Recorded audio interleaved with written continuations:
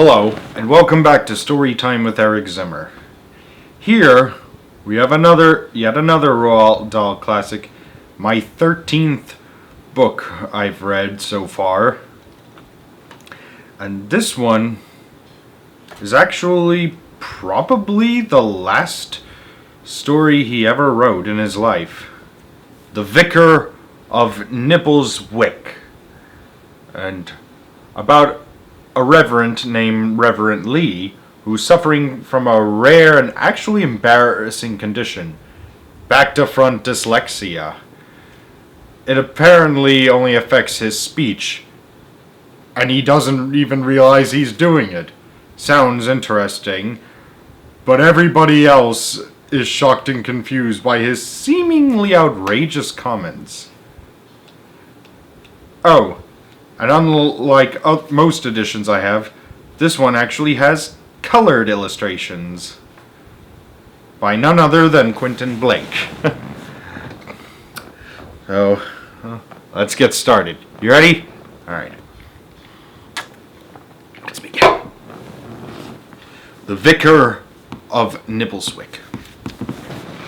Once upon a time, there lived in England a charming and God-fearing vicar called the Reverend Lee.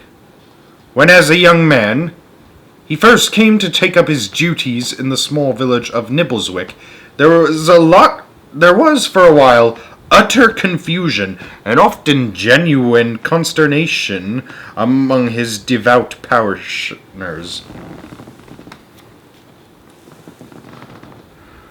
What had happened was this.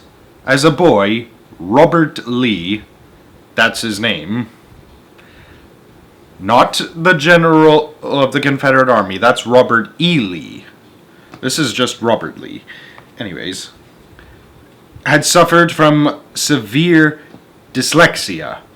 However, guided by the Dyslexia Institute in London and helped by some excellent teachers, Robert made such splendid progress that by the time he was 18, his writing and reading were both more or less normal, and he was able to gratify his ambition to go into training for the ministry.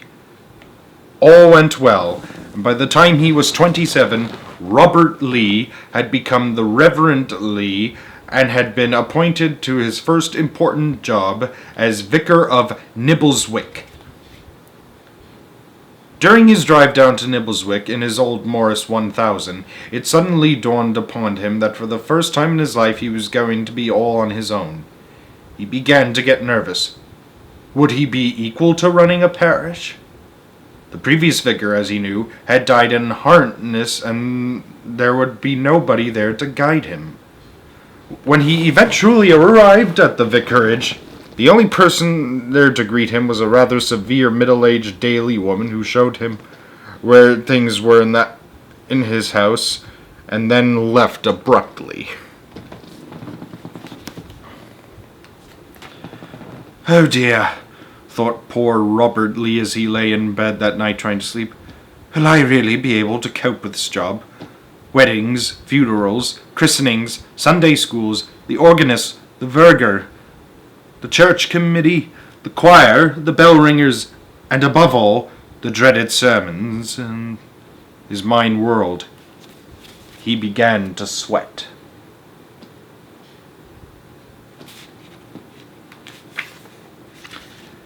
And it is clear now that sometime during that horrible night, something must have gone click in his brain and stirred up in some way vestiges of the old dyslexia that was lying there dormant. Because the next morning, when he got up, he was suffering, although he did not know it himself at the time, from a very peculiar illness. It wasn't dyslexia, but it was clearly related in some way to those old dyslexic problems. The way it affected him was as follows. He would be talking to somebody, and suddenly his mind would subconsciously pick out the most significant word in the sentence and reverse it. By that I mean, he would automatically spell the word backwards and speak it in that way without even noticing what he had done. For example, trap became part, drab became bard, God became dog, spirit became terrips, and so on, and so on. I repeat that he was not aware of what he was doing, and therefore he never thought to correct himself. When the Reverend Lee got up on that first morning, he found a note left by the verger on his desk, politely suggesting that he make a start in his new parish by calling right away upon the wealthiest and most fervent supporter of the church in Nibbleswicke. This, the note added, was a maiden lady by the name of Miss Arabella Prout. Miss Prout had recently footed the bill for 100 new hassocks for the church, each one filled with sponge rubber, which was very easy on the knees, and the verger hinted that if the vicar played his cards right, the lady might be good for an even larger donation in the near future.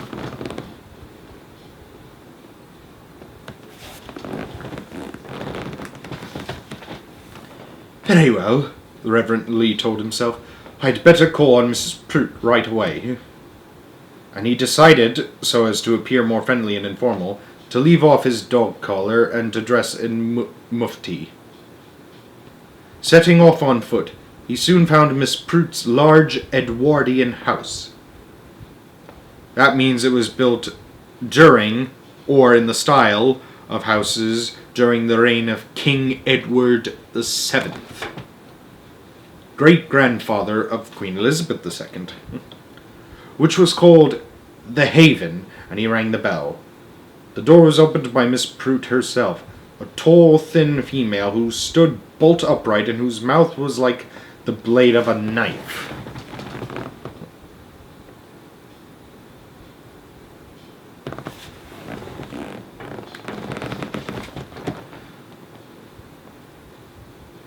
My dear Miss Twerp, cried the Reverend Lee, I am your new rotsap. My name is Eel, Robert Eel. What? Uh-oh. A small black and white dog appeared between Miss Prout's legs and began to growl. The Reverend Lee bent down and smiled at the dog. Good God, he said. Good little God. Are you mad? Shouted Miss Prout. Who are you and what do you want? I am Eel, Miss Twerp, cried the vicar, extending his hand. I am the new rotsap, the new Raxiv of Nibbleswicke. Dog, help me. Miss Prout slammed the door in his face. Well, that's not good. He's not... The author is right. He's not even aware of the changes he's making. Things went from bad to worse. Soon the entire village was convinced that the new vicar was completely balmy. Pleasant and harmless, they said, but completely and utterly balmy. On one occasion, the Reverend Lee walked into the village hall, where the local ladies were holding their weekly knitting session, knitting sweaters for sailors in the merchant navy. How lovely, he cried. How clever you all are. Each of you stink. He meant to say knits, but they didn't hear that. But that's not what they heard. Matters came to a head on the following Saturday when the Reverend Lee met a small group of women who he was supposed to be preparing for the First Communion. The only thing I'm not sure about, said Mrs. Purgativa,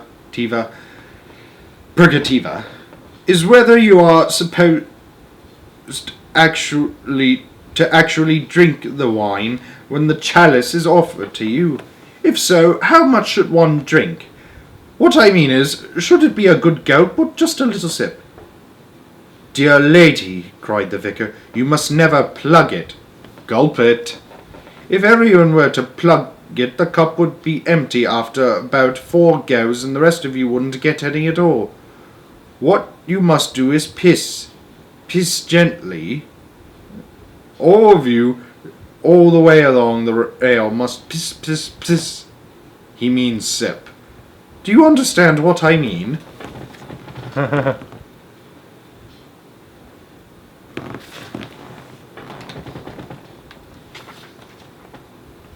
They didn't, and the meeting broke up in disorder. Yet the Reverend Lee was too nice and gentle a man for anyone to bear any deep malice towards him. They couldn't believe he was being deliberately obscene. There was something wrong somewhere, but none of them could say what it was.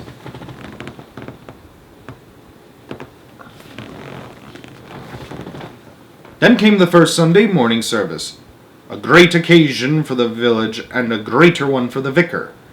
The service turned out to be an amusing business because the vicar kept peppering his sentences with the most extraordinary words. They weren't obscene, nor did these words turn themselves into other words that meant anything at all, except in the case of one or two, like dog for God. Very few words do make sense when spelled backwards, and the result of this was that the nervous young man got away with it. In fact, most of the congregation found the zany word-crazy service a rather welcome change from the old routine of well-worn phrases. It was rather fun, for instance, to hear him intoning, "And forgive us our cessaspert, as we forgive those that cessapert against us," rather than the other old thing, which is, "And forgive us our trespassers, as we forgive those that trespass against us." So on the whole,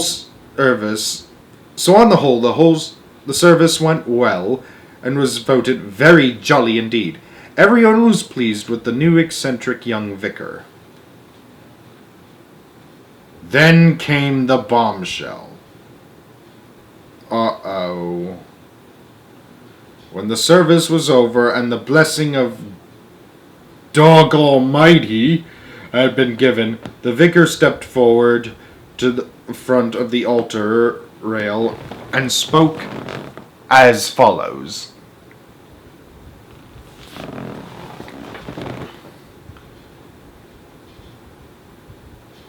Please don't be offended if you hear this.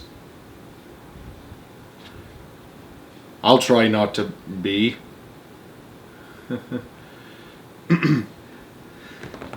Dear people, it is hardly my place as a newcomer to start making rules so early in my incumbency, but there's just one thing I feel I must mention.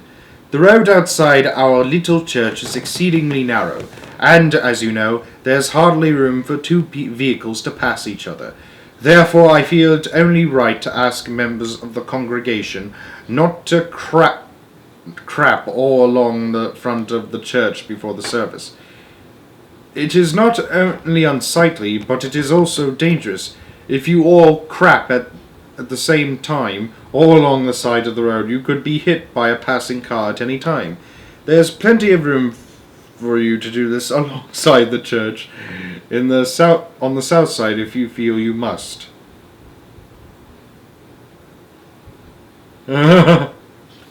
Toilet humor, it seems like. I'm not even gonna touch that one. The silence that greeted this announcement was like the end of the world, and the poor vicar walked out of the church with not one kindly eye looking up to meet his. In the end, it was the local doctor who guessed what was wrong. "What you've got," he said, "is a very rare disease called back-to-front dyslexia. It is very common among tortoises, who even reverse their own name and call themselves esiotrots." Like another book by Roald Dahl. "Fortunately," went on the good doctor, "there is a simple cure."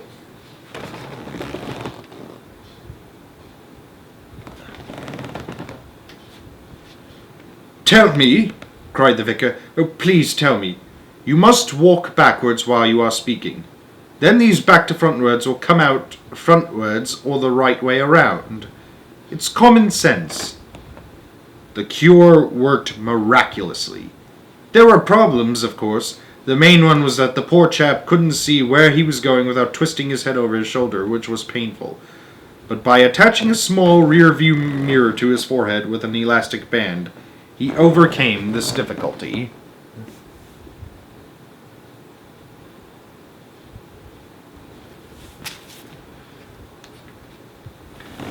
Sermons were also awkward. But the congregation very soon grew accustomed to seeing their vicar walking backwards round and round the pulpit while he was preaching.